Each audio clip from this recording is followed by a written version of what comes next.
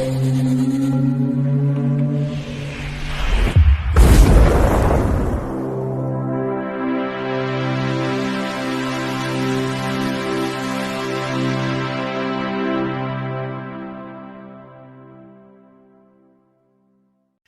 Mike, it's me, Ian.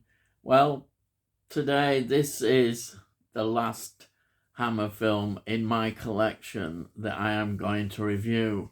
We've been doing these, I think, for about 14 months, one every Saturday. I don't know how many it is, but, well, we're here now. Last week's wasn't a very good film. I actually gave it more of a negative review. But we're going to end on a high. Yes.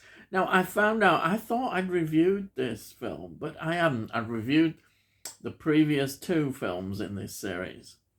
And, well, it's really, I don't know why I missed it out, but anyhow, here it is. The film is Quatermass and the Pit from 1967.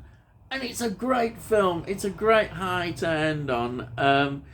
This is a sci-fi film, but it's got a lot of horror, terror aspects in it. And that makes it really interesting. And it's, a Hammer production. It's the third film that should have been produced, but after the others, but there was a delay and it didn't get produced and released until 1967. So there we are. It's 97 minutes long. Rotten Tomatoes give it quite a high rating for them, 88%. But I think that at the time, critics were very pleased with this film. And now it is really considered an absolute classic. Hammer doing such a great job here. Now, in America, it was called 5 Million Years to Earth. They always change the titles. Quatermass was too English, I think, for them. Then British, we don't want that. We want an American one. So that's what they did. They did that with the other films as well. Now, previously, the films we'd had was the Quatermass Experiment, 1955, and Quatermass 2, 1957. And these were based on BBC TV series. They did a series on TV, and all these were written by Nigel Neal.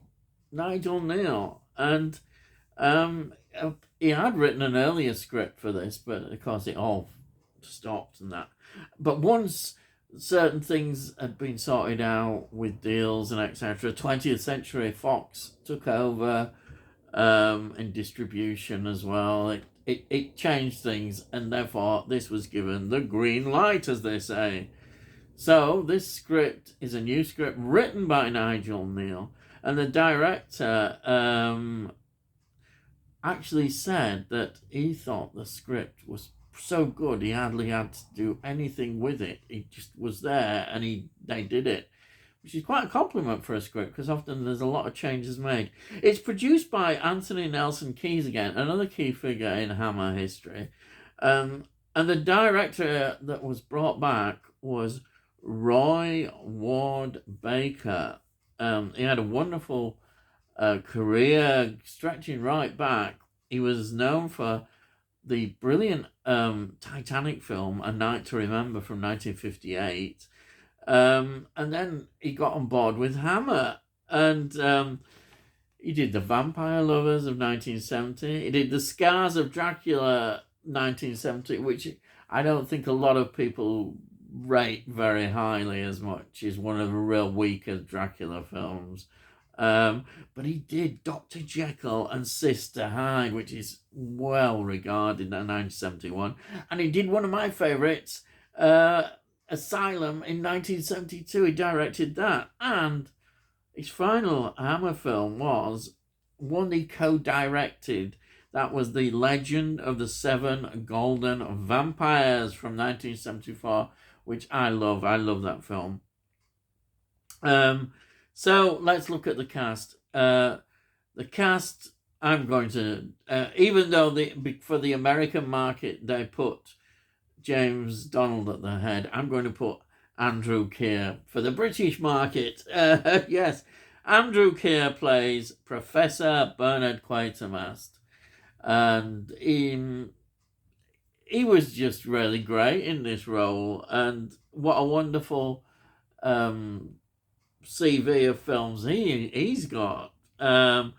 He was in The Night to Remember as well. Yes, 1958. Really, some people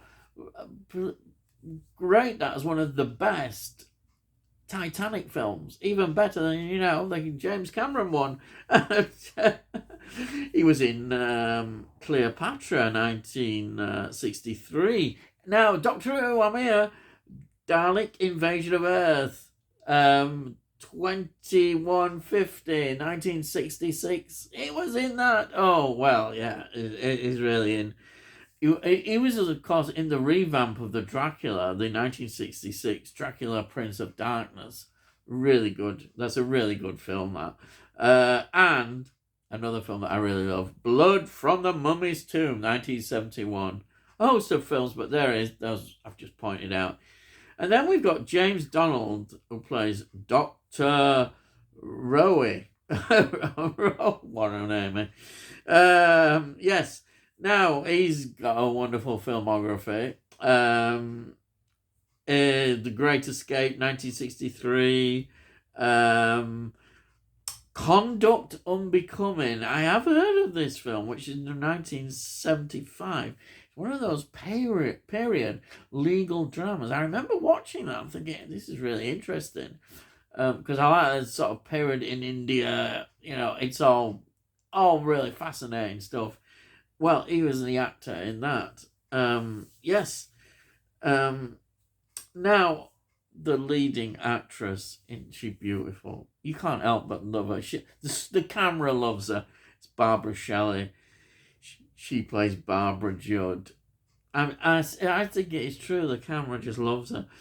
Village of the Damned, 1960.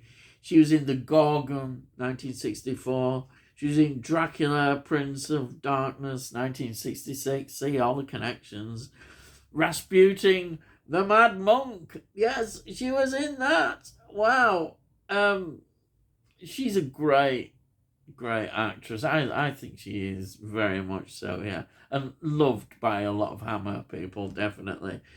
Then we've got, I think, an outstanding actor, Julian Glover, who plays Colonel Breen. Julian Glover, well, he's got a massive CV of films, but I'll just mention Nicholas and Alexandra, 1971. The Empire Strikes Back, 1980. For Your Eyes Only, 1981. Heat and Dust, 1983. A lot of them might not have heard that, but it's a great film with Julie Christie in. It's a real period drama. It's fantastic. I love it. Indiana Jones and the Last Crusade, 1989. And also, he was in quite a recent film which did well, which was that Tar from 2020. I think 2020. I think it was later than that. I'm sure it was. Anyway, that was with Kate Blanchett in. That's a great film. And then Doctor Who. He was in one of the all-time classic Doctor Who episodes. Oh yes, from the 17th season. Tom Baker, The City of Death. Wonderful story. Then we got Brian Marshall playing Captain Potter. He was in Rasputin, the Mad Monk, 1966. He was in The Witch as well. The Witch as well, a film that is 1966. All Hammer classics. And much later, he was in The Punisher, 1989, which is totally different contrast. That was Dolph Lundgren playing The Punisher. He was in that. Yes.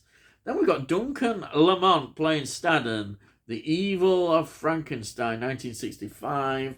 The Witches, 1966. And Death to the Daleks, a Doctor Who connection again, 1974. The 11th season with the wonderful John Pertwee. Yes. There we are. So, what is this about? Well, this film really shows us the discovery in the London Underground of these skulls at first. They're doing all this digging and they find all these skulls.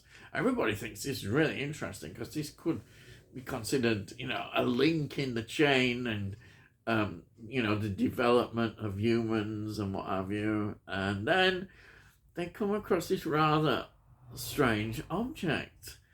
And they think it's a bomb, the army. The army are determined it's a bomb but it's not, is it? And people have been affected by it, the workers, people going in, and they can't drill into it. It's a substance that they have no idea about. And then we get these really weird kind of insects that are there as well. And Professor Quatermass is called in. He's involved in the rocket developments in terms of the Ministry of Defense, going on to the moon, the militarization of all that. And he becomes involved in all this. And of course, he's seeing things very much ahead and wondering what is going on. And he gets clues. He knows that it's not the explanation that they would like. And he's brilliant. He's a real maverick character, stands out, and he really gets into it, and he's played beautifully. And this film is just a delight to look at, to watch. The ideas that it's producing, the special effects as well. This is Hammer producing sci-fi with terror. And it's got that in it. And we delve into the area and we get involved in about religion, about demons, about the origins of man, and whether mankind is, in fact, from this earth. Yes, we get all that, which is themes that were very popular at that time. I remember Eric von Daniken with his Chariots of the Gods book and talking about, looking at ancient civilizations and contact with aliens and all that. We've got all that, looking at the nature of evil. And in a way, it gets very philosophical as well, which is interesting. It's not a sci-fi with emotions always. It's an intellectual exercise. There's very much Nigel Neal in his scripts looking at sci-fi. This is like elevated sci-fi, if you could have such a term. He's really digging deep into themes that all the great sci-fi writers have looked at. It's like, I know I go on about 2001 Space Odyssey. It's like a short version of 2001 Space Odyssey. It gets on with it and talks about real reasons and explanations of where we come from, which I think Space Odyssey is trying to show, but takes a hell of a long time to do. And this one does it absolutely brilliantly. I know some people are going to be going, what? Yeah, no, well, this film is that good. It is fantastic, this film. I can't recommend it enough. I mean, just, it's a film that makes you think. And the ending, wow, the ending. And, I mean, what film were you discussing about the nature of evil? Oh, wow. I'm just blown away by this. And this being the last one that I'm reviewing of Hammer is absolutely a fantastic way to go out. It is highly recommended. Even if you're not a massive, big sci-fi fan, this film, it has such a lot of things in it, It really does. And the performances, the direction, it is supreme and fantastic. It's a real credit to Hammer that they produced this film. I'm so glad they did. And it fits well in the history as we look at British films. If you've not seen this film, this is the best one of the Quatermass films to see. It is the one. Yes, it is. Anyhow, just to celebrate, I did actually have this in a steel box. Yeah, a steel book. Yes, I've actually got it. This is a Studio Canal release. I picked this up. I think it was on eBay for about £8 or something ridiculous like that. Studio Canal release. And there's the disc. And look, isn't this fantastic? it's just an amazing look. Oh, just amazing. And what? And just one other word: the extras. Wow, you'll spend ages just watching all the interviews. It's got fantastic interviews. The Insects even got an episode of that World of Hammer thing that they did as well on Sci-Fi. Oh, you can't go wrong. Yes, well, that's it. That's the end of my review, I think. And that's the end of this series. But if I get any more Hammer films, I will review them, of course. And it would be still nice, to get more Hammer films. There's still some I haven't got. And if I find them and get them, then that will be great. And that's it. So if you're new to the channel, please subscribe. And we'll let you know when I produce these videos. And you can see what I've done. Just look at playlists and you can see all sorts what I've done. And if you like this, please give it a like. It all helps the channel, helps the algorithms, and that people then get an opportunity to see my videos, hopefully. And it all costs note. So, give it a like. And if you've got any comments, please put your comments down. I really love to read them. And thank you everybody for who followed this series. It's been great, and I want to carry on doing all sorts. I really enjoy these films, and that's it, I think.